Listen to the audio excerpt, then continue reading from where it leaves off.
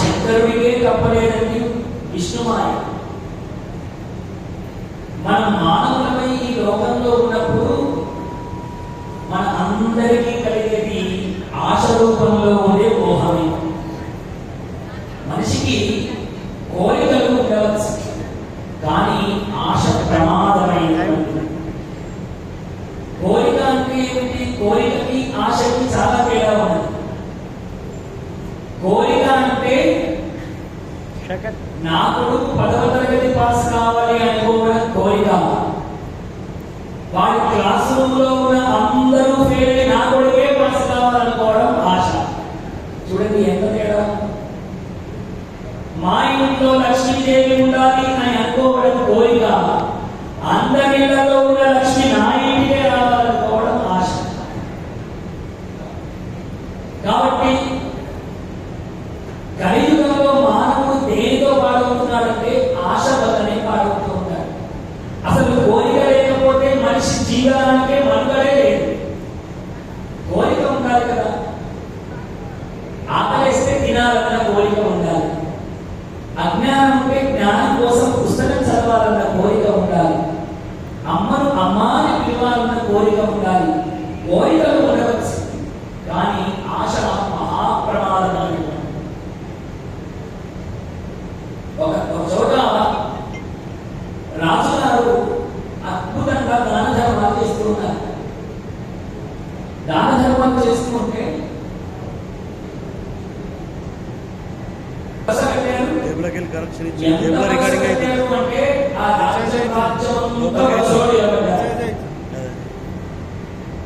దానం ఇచ్చేటప్పుడు ఏం చేస్తారండి?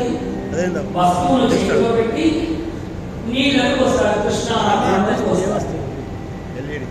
అలా రాజు చేసేటువంటి దానాల వల్ల నీళ్లు పోసి పోసి పోసి పోసి ఆ ప్రాంతం అంతా బురద బురదగా మారిపోయిందట.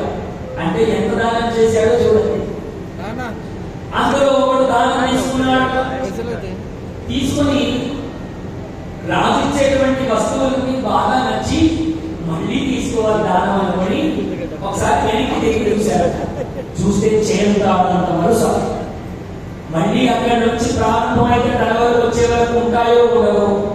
అందుకని ఆ రాజుగారి ఇల్లు, ఆ రాజుగారి రాజ్యం యొక్క పిట్టగోడను దూకాడు.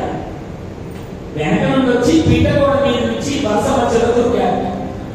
ఎప్పుడైతే వరుస మధ్యలో దూకాడో అక్కడ అంతా బురద బురదగా ఉన్నది కాబట్టి ఆ బురద అంతా వీడి బట్టలకు వీడి ముఖానికి ఇచ్చింది.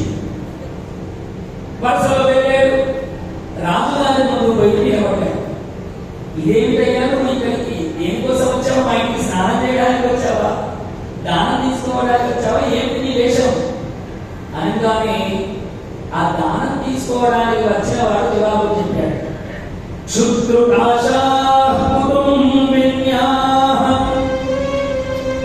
రాజా, నాకు ఇలా ఎందుకైందో తెలుసా? శుత్రుకాశా కుటుంబిన్యా మయి జీవతి నాన్యదా దేశాం అంత్యాచ శుభదా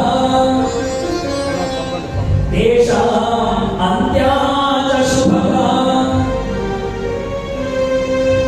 నాకు 3 భార్యలు రాజా. క్షుత్, త్రుట్, ఆశ. క్షుత్ అంటే ఆకలి, త్రుట్ అంటే దాహం, ఆశ అంటే ఆశ. నాకు ఈ 3 భార్యలయ్యా రాజా. నా కడుపు ఎప్పుడు ఆకలిగానే ఉంటుంది కాబట్టి దాన్ని తీర్చడం కొరకు. త్రుట్, నాకన్నీ తీరని దాహాలే. ఇంకా మీరు ఇచ్చినటువంటి దానం సరిపోక ఇంకా తీసుకోవాలని నేను ఈ వరసలో దూకితే ఆ ఆఖరు భార్య ఉన్నదే ఆశ. అది చేసినటువంటి శృంగార చేసినమేనగా ఈ బురదంతా నాకు అన్నాడు. అలా ఆశతోటే కదా వాడు దూకాడు. అందుకనే ఆ బురదంతా చిందింది. అందుకని మనిషికి ఉండవలసినటువంటిది కోరిక. ఆశ ఉంటే ఎన్నడైనా ఒకనాడు బురద కొట్టుకుపోవడం కాదు. అలాంటి ఆశ నుండి మనం మోహముల నుండి బయటపడడం కోసమే ఈ భాగవత సప్తాహాన్ని మనం కూడా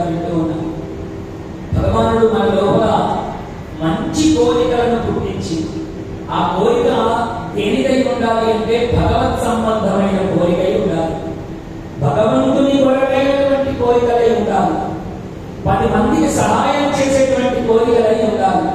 అలాంటి కోరికలు కలిగేటట్టుగా మనందరినీ ఆశీర్వదించాలని ఆ పరమాత్మ చరణంలో నమస్కరిస్తూ జై బోలో గోపాలకృష్ణ భగవానికి. భాగవతం వ్యాస పరమాత్మ 18,000 శ్లోకాల చేత 12 స్కందాలుగా ఈ భాగవతాన్ని రచించాడు. దాన్ని తన కుమారుడైనటువంటి శుభయోగీంద్రులకు తెలియజేశాడు. శుభుడు 7 రోజులలో ప్రాణం పోతున్నదని తెలిసినటువంటి పరీక్షితు మహారాజు ఈ భాగవతాన్ని తెలియజేశాడు.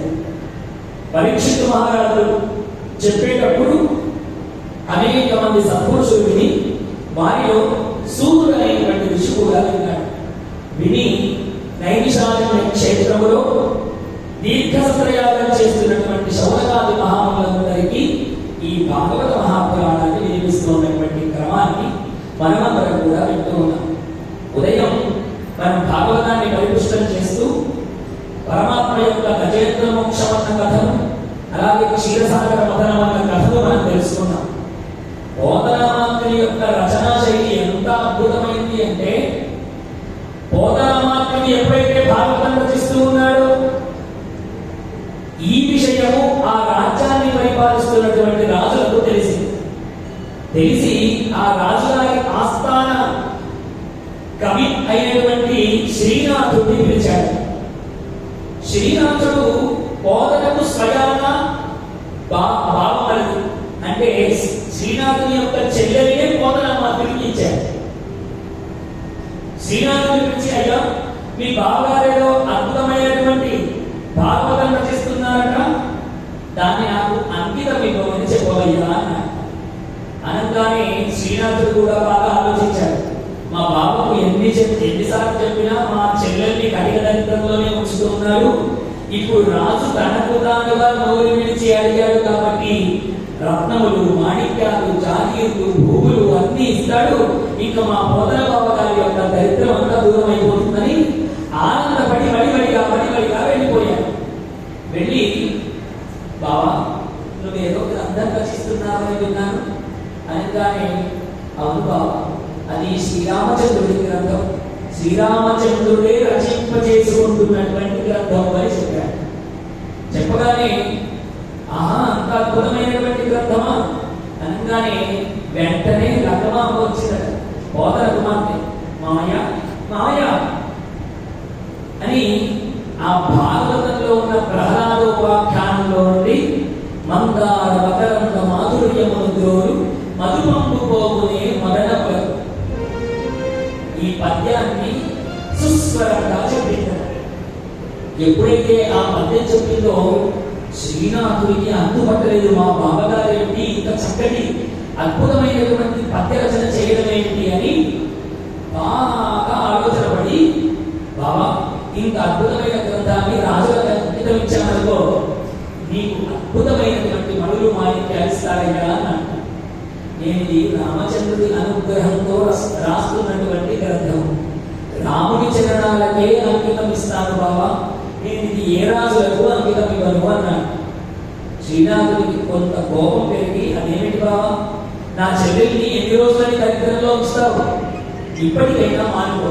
ఇదిగో రాజుగారు నా వెంటే ఈ రత్నములన్నీ పంపించాడు, నువ్వు కనుక భాగవతం అప్పచెప్పావా ఇంతకు రత్నాలన్నీ నీకు ఇస్తాడయ్యా అని చెప్పడం ప్రారంభించాడు. ఎంత చెప్పినా పోతన మాత్రం ఆ భాగవతాన్ని అంకితం ఇవ్వడానికి సిద్ధపడలేదు. అలా శ్రీనాథుడికి కోపం కలిగి, నువ్వేదో భాగవతం రచిస్తున్నావని అడిగాడు కానీ అసలు నీ భాగవత రచనలో ఏముందయ్యా, సిరికి చెప్పడు, శంకరకర్మ చేతో సంధించడు, ఏ పరివారం కూడా చేయడు. నిజంగా ఆ మొసలితో యుద్ధం చేయడానికి వెళుతున్నటువంటి పరమాత్మ ఎవరికి చెప్పకుండా ఏం వెలగబెడదామని పోయాడు రాశావయ్యా పద్యము. కనీసం ఆయన ఆయుధం చక్రాయుధం వెంటబట్టుకుని పోవాలి కదా, అసలు ఆ పద్యంలో ఏమైనా అర్థం ఉందా అని చెప్పి కూడా మొదలు పెట్టాడు. ఎప్పుడైతే మొదలు పెట్టాడో పెరట్లో ఆడుకుంటూ ఉన్నారు శ్రీరాముని యొక్క కూతురు ఈ లగ్గమాంబ, పోతనామాత్రి యొక్క కుమార్తె. ఇద్దరు ఆడుకుంటూ ఉంటే అప్పట్లో పెరట్లో గోడ లేనటువంటి గోడ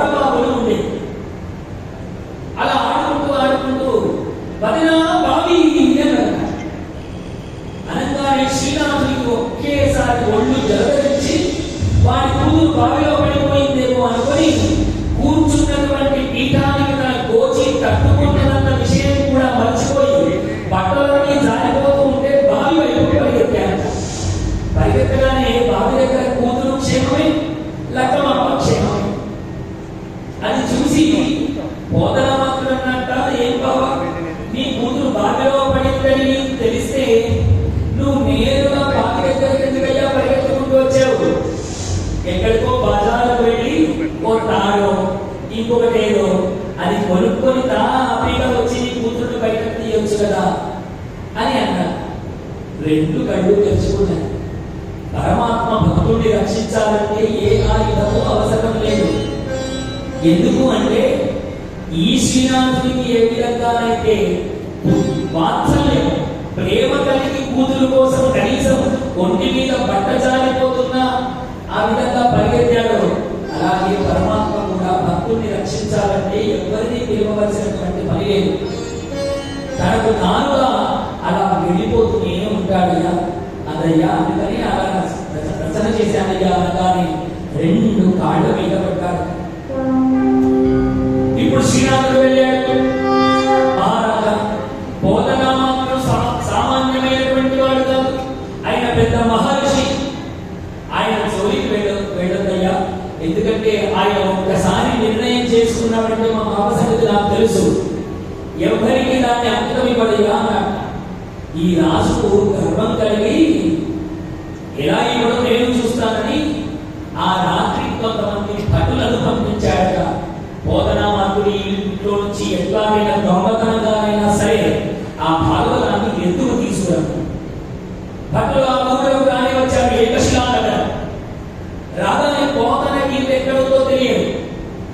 ఆ ఊళ్ళోనే రాత్రి గస్తీ చేసేటువంటి ఒక చెడ్డ అడుగుతున్నాడట. వాడు రాత్రి తిరుగుతూ పారా హుషార్ అని అందరినీ జాగృతం చేస్తూ ఉంటాడు. అలా వాడిని పిలిచాడు. ఇక్కడ బోధన ఇల్లు ఎక్కడ రా అన్నాడు. నాకేం లాభము అన్నాడు. వాడు ఒక రత్నముల సంచి వాడి చేతిలో పెట్టారు. వెంటనే ఈ చందాలు తీసుకువెళ్ళి ఇదిగో ఇదే బోధన ఇల్లు అని చూపించాడు. చూపించగానే ఇంకేముందండి, భాగవతం దొంగలించడానికి వచ్చాడు. ఇది నిజంగా ఒప్పిక పురాణం కాబట్టి నిజముగా కలియుగంలో జరిగినటువంటి అద్భుతమైనటువంటి ఘటన. ఎప్పుడైతే బోధనామాత్రుడి ఇంట్లోకి వీళ్ళు చేరదామని చూస్తూ ఉన్నారో పెద్ద కోతి ఒకటి బోధనామాత్రుడి ఇంటి ముందు అటు ఇటు తిరుగుతున్న హనుమంతుడే తిరుగుతూ ఉన్నాడు. వాళ్ళందరి కాళ్ళు చేతులు విరగొట్టి మరి పంపించాడు మహానుభావుడు. చూడండి, రామచంద్రుడు తన యొక్క రచనకి తన మహాభక్తుల్ని కాపలాగా ఉంచుకున్నాడు. ఇది కలియుగంలో నిజముగా జరిగినటువంటి ఘటన. ఇది కదా భాగవతం యొక్క గొప్పతనం. ఇది కదా భగవంతుడే తనకు తానుగా రక్షించుకున్నటువంటి గ్రంథరాజం. కాబట్టి అలాంటి భాగవతాన్ని వింటున్న మనమందరం కూడా ఎన్నో కోట్ల పుణ్య జన్మ ఉంటేనే, కోట్ల జన్మల పుణ్య ఫలితం ఉంటేనే ఇలాంటి భాగవతాన్ని మనం అందరం కూడా వినగలుగుతాం. జయ గోపాలకృష్ణ భగవానికి, గోపాలకృష్ణ భగవానికి.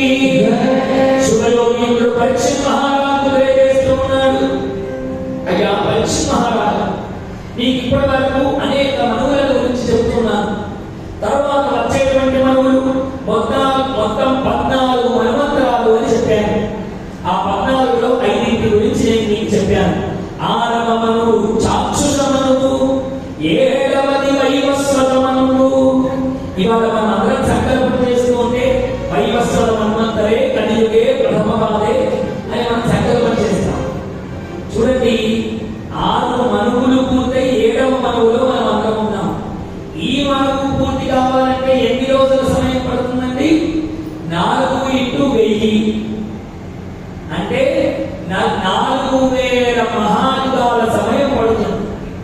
అలా వైవస్వత మనువు 7వ మనువు, 8వది సావర్ణి మనువు, 9 దక్ష సావర్ణి, 10 బ్రహ్మ సావర్ణి, 11 ధర్మ సావర్ణి, 12 రుద్ర సావర్ణి, 13 దేవ సావర్ణి, 14 ఇంద్ర సావర్ణి.